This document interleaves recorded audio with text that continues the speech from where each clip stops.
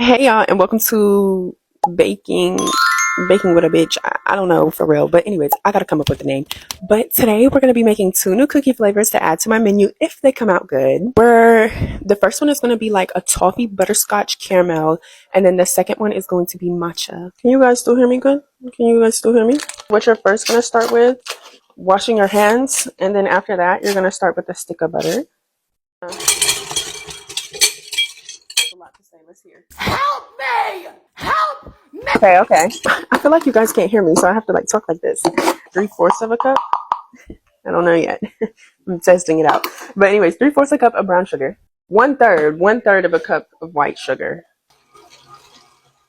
Now that this is all nicely conglomerated, we're going to add in. I'm trying to decide how many eggs I want to do. Don't ever, if you're making them to sell, don't ever crack your eggs over the bowl. Crack them into a separate bowl and then transfer them because you don't want the possibility of getting a shell in there. I'm going to do one egg and an egg yolk.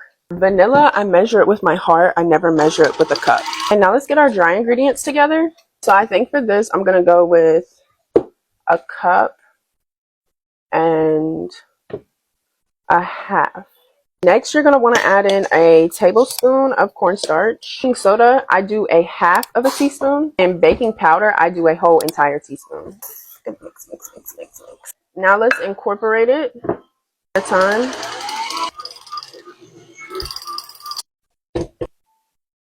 So I'm going to add another half a cup of flour. 2 cups of flour for this. This is how it's looking.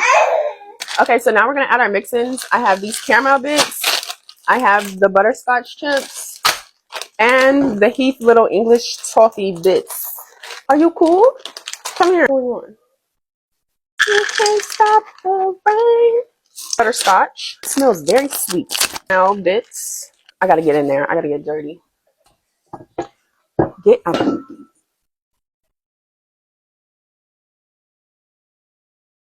Child, anyway, I'm not even worried about that. This is going to be one expensive cookie. So this recipe that I came up with off the top of my head that we still don't know is going to be good until I bake it and try it. It made me exactly 14 cookies that weigh 3 ounces each. All right, y'all, we got our caramel toffee butterscotch cookies bagged and ready to go in the freezer.